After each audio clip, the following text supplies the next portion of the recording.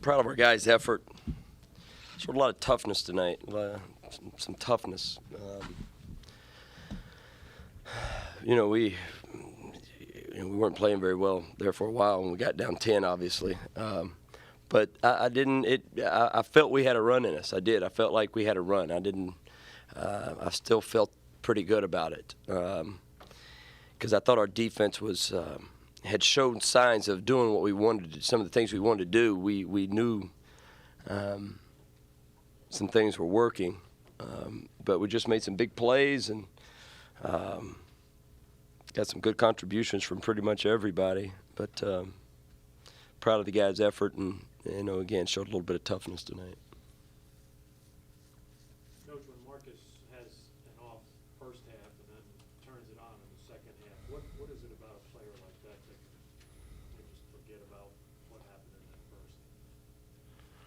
Well, I think a lot of you have seen Marcus play a lot this year. That's what he does. I mean, there's some games it doesn't come back, but he's going to keep trying. It's his competitive nature. I mean, when you're great at something and it's not going your way for a while, you're not going to just quit. I mean, he knows he was taking bad shots. He knew. I mean, I didn't have to tell him. He knew that. He knew I was upset, and but as I told him, you got to keep attacking. I don't. Some of the shots you kind of shake your head at, and my coaches know they probably get more upset. He's bound to make a couple of them too in a row. We've seen that, and in games like this, you got to keep believing. And I told him after he made or missed 3 or 4 threes, I told him keep shooting. You're gonna make some at some point, and we're gonna need him in this game. We were gonna need him to make some big shots, and I thought it was coming, but he doesn't care. It doesn't faze him. It just doesn't. It does not faze him. It's just his competitive nature. It's not a. I said this all. It's not a selfishness. It's not that at all. He just feels like I'm gonna make the. I can make the play, and he started attacking more, made some good plays off the dribble that opened up some better threes for him. But yeah, he made some big plays down the stretch, some huge plays. Can you kind of just, recollect and talk about the last 2.5 minutes? It's like he kind of, at that point, took it over. Yeah, he made some plays. Markel made his free throws.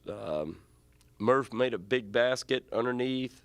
We got some big rebounds. So it was a total team effort. We shot 64% now against the number one, against a really good defensive basketball team. So we were executing pretty good the second half, and but his plays, once he made 1 or 2, I could see it coming. You can kind of get a feel for it that he's in that groove. He gets in that mindset that he's going to make some plays. He was pumped up for the game. He was probably a little over pumped up at times. The in-house camera caught you when the court had been rushed and Markel was body surfing or whatever, crowd surfing on top, and you just were just kind of standing there looking out at it. What was going through your mind as you kind of watched that celebration scene kind of play out? What were you thinking? There was a lot going. I'm just happy for the guys. Just happy for them. Happy for our players. Been through a lot and happy for them. It was a good win for them, hard-fought win, and that's only out of respect for Kansas. It really is. That's respect for Kansas and what they're about and the tradition they have. And we knew what they were playing for, a Big 12 championship. They've tied it, but they were, and there is a little bit of pride factor in that. Hey, let's try to hold our court here.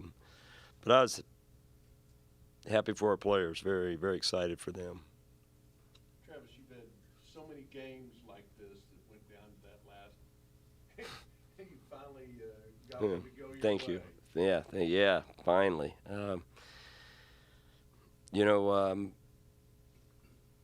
Our guys, we talked about the word toughness a lot the last couple of days and what toughness means and how many, and how many different ways you can be tough, and our guys just showed a lot of toughness, just a lot, in so many different ways. And no question, when it got under 3 minutes, and I knew I think we were up or something, I was just saying, do it for. I want these guys to feel it. They need to feel it. They need to feel some goodness, and because boy, they've practiced well the last couple days, and I really challenged them not to let game day be a distraction and all the other stuff be a distraction, and they didn't. We kept them away from a lot of stuff just to try to keep their mind on the game. And I was proud of them for doing that. I was proud of how they were able to focus and finish. And when, again, you're down 10 to I think they're 1 in the RPI and whatever. I mean, that's, we were in foul trouble, and things weren't looking real good offensively. We were taking some tough shots, but made some plays. So it's good that we had something go our way. What will you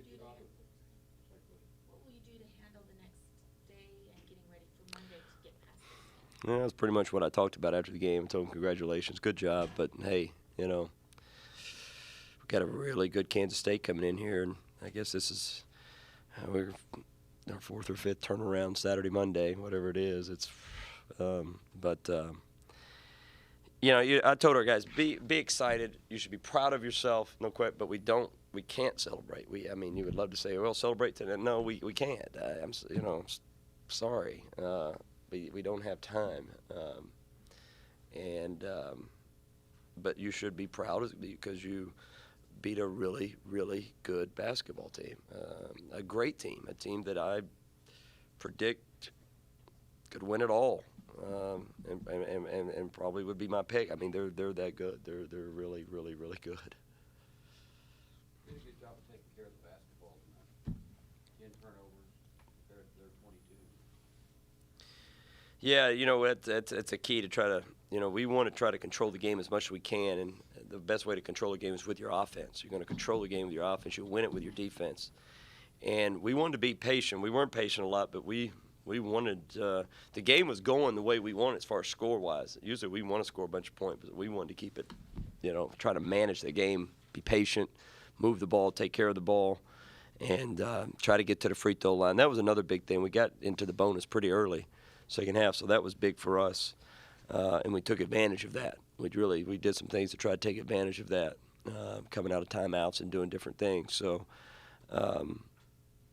but yeah, it was we tried to take care of the ball as much. That's all we kept talking about. When you're playing against a team like Kansas, got so much talent, and you got to find different ways. It's one of the ways we told our guys, all right, we need to win the turnover battle, and we need to win that. One thing, we wanted to try to win the transition point battle, and we didn't. I don't think we did that. It was close, but there was different little battles we needed to try to win the whole thing, and being able to take care of the ball and only turn over 10 times, and them turn it over 22 is not something you kind of really expect. But I thought we changed defenses up a whole lot second half, a lot. You mentioned toughness in the different ways. Talk to your players. Is there anyone in college basketball, in your opinion, tougher than Marcus Smart? As far as toughness, no. As far as just competitive toughness, there's not many that has his competitive toughness. No, there's not. I've not been around many, period. No, not at all. Markel's last home game Monday. I mean, Oh, I don't even like to think about it. Yeah, I love Markel Brown. Love him as a young man, and I really do.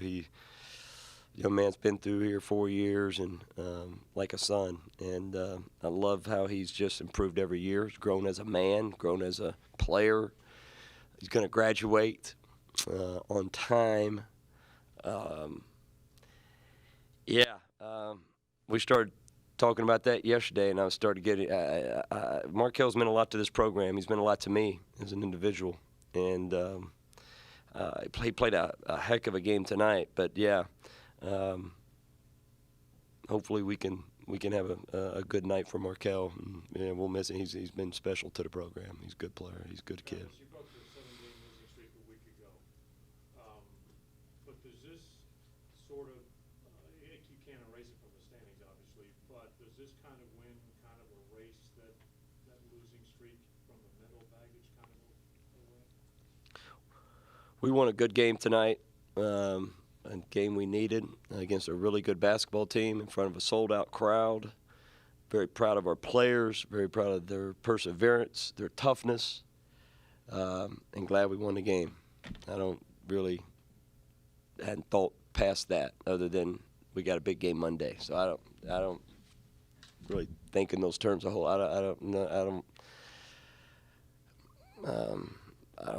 It's hard for me to even. I just glad we won tonight. I don't even know who we played 2 nights ago or 3 nights ago. Our last win was against. I can't even remember. Who? Yeah. So I don't. I'm dwelling on the present. And that's what I've tried to get my players. I told our players in the locker room after the game, I'm proud of how we shut out distractions, shut out different things, and just focus on today. Focus on what we can do today. What can we do today? And today we won a good basketball game. That said, Travis, I imagine your players thinking that this win sealed the tournament that is the last thing you won, correct? Yeah. Yeah. Definitely. Thank you.